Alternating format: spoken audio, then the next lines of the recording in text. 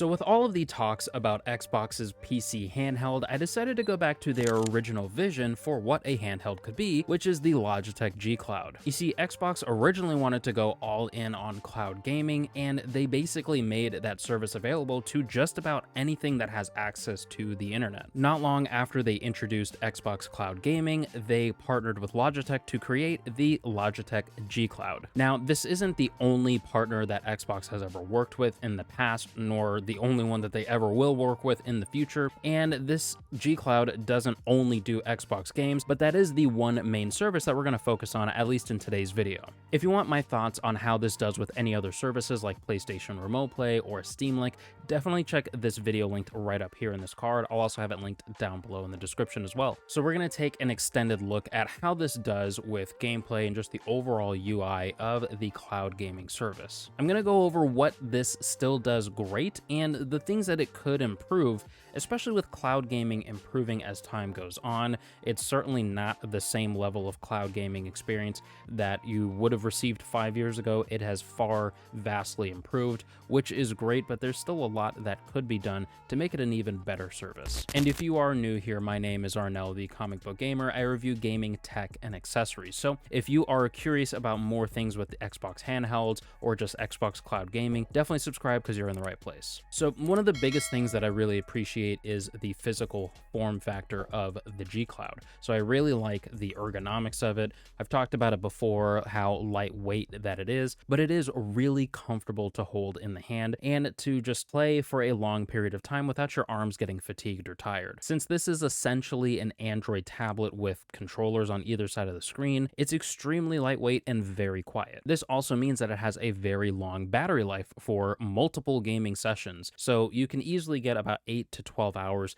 possibly even more or less, depending on your own use cases. But your general typical time frame of gameplay with the G Cloud is going to be about that 8 to 12 hour mark. It's honestly fantastic, especially if you're coming from something like a PlayStation Portal or just really even like a PC handheld like the Steam Deck or the ROG Ally. So because of that 8 to 12 hour battery life, I typically only have to charge once a week, maybe twice a week if I had a crazy amount of time to be able to game. A little bit more on the physical aspect of the device. I really like that it has the ABXY standard layout of the face buttons there, not to mention the offset analog sticks really adds to that just more natural Xbox feel. The 60 hertz screen is particularly perfect for this because Xbox Cloud Gaming, if you didn't know, actually caps out at 60 frames per second, which it is kind of hard to get in some instances depending on your own Wi-Fi situation. But because of that being 60 frames per second capped, that 60 hertz screen just pairs perfectly with that. And so you're not getting a screen that is overkill for, the max possible performance you can get from cloud gaming. So it actually does a fantastic job handling that, all on a nice bright 7-inch 1080p screen. It is just honestly a beautiful screen to look at and play with and everything like that for an extended period of time. And one more thing on the physical aspect before we dive into just the overall software features. Basically, this was built with a 5 gigahertz connection, which not all cloud gaming handhelds out there actually have. So it's obviously great that this carries that 5 gigahertz antenna band in there, so that way it carries a much stronger and more stable connection over your typical 2.4 gigahertz. I mean, who would have thunk it? They created a cloud gaming handheld device that was actually made well optimized for cloud gaming and Wi-Fi streaming, so kudos to Logitech for that. So the Xbox interface in general with the cloud gaming app is great, and that actually reminds me of a more macro level discussion, is that this actually has a dedicated Xbox cloud gaming app. That's what really makes me enjoy gaming with this versus doing it on my phone with a controller like the ELO Vagabond, which I've talked about before. The Vagabond is fantastic. It is a really good controller, but what really bogs that experience down is not even the controller itself, but how Xbox Cloud Gaming plays on my phone. And it might just be an iPhone thing. Now, a lot of the gameplay I have played so far is Expedition 33, and I wanted to use that as a showcase for how well that this does with single player experiences. I can't praise this enough, especially if you have strong Wi-Fi. With single player experiences and a strong Wi-Fi connection, it really feels like you're just playing the game right on the device. The latency is very minimal. The overall control is very good. Now, even with those sort of perfect case scenarios of it being a single player experience, even turn-based combat where you don't have to do a whole lot of things in real time, you can still get some,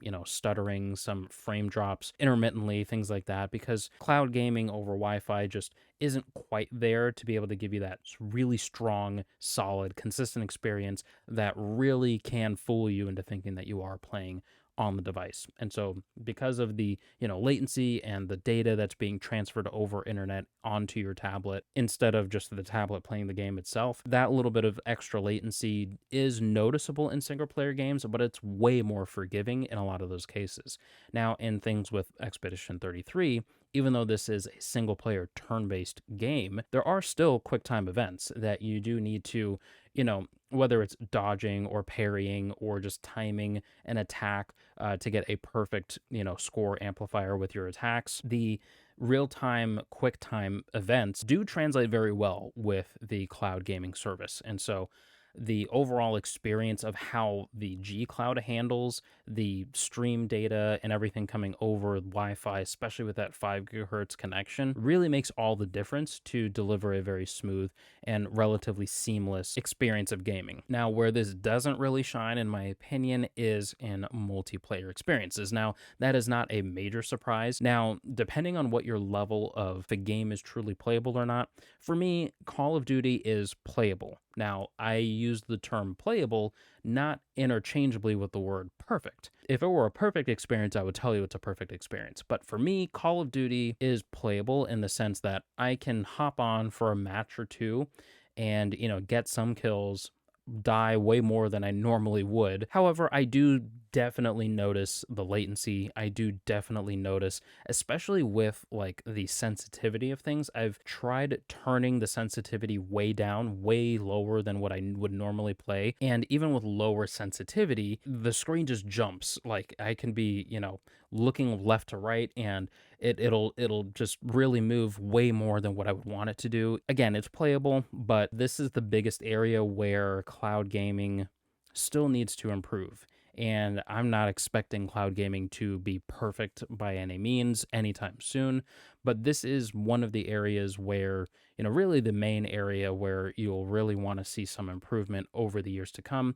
And that I would think is going to be one of the main ways that they can work on improving the service, because really, if we can get cloud gaming to really deliver a very console-like experience, in real time through improvements in data speed and transfers over internet, then that's where we're going to see a vast improvement in cloud gaming. And cloud gaming can be the future of gaming for certain instances. I don't think that this is how the direction that gaming companies should just dive all in and just, completely forego, physical consoles that actually have games playing directly on the console.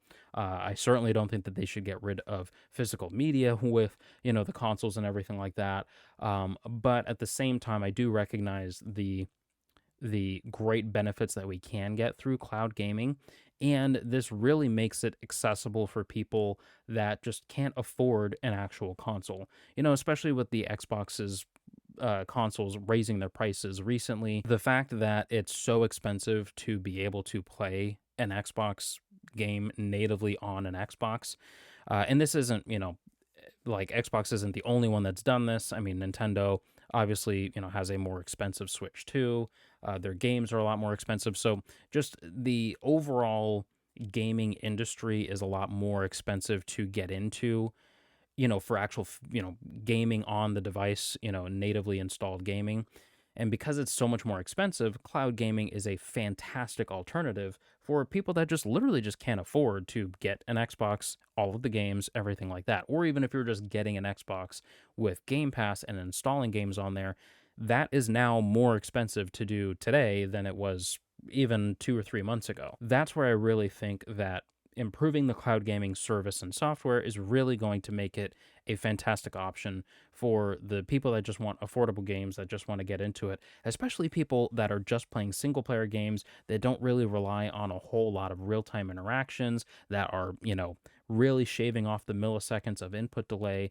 And those kind of instances are really where cloud gaming is going to shine. And technically, where I think that it shines right now, like I said, with like Expedition 33, and single player games really do a fantastic job of just delivering a really good, seamless experience for the most part through cloud gaming as it is today. And the improvements are still to come down the road. Now, if you made it this far in the video, please drop a like down below and let me know what you think of the G Cloud and just the whole cloud gaming scene in general. I'd really love to hear from you. And if you want to know more thoughts on the Logitech G Cloud, definitely check out either one of these two videos flashing on screen here. One is just about my general thoughts about the G Cloud, while the other is comparing it to installed gaming on a Steam Deck. So let me know what you think about the Logitech G Cloud, and I'll catch you in the next video. Peace.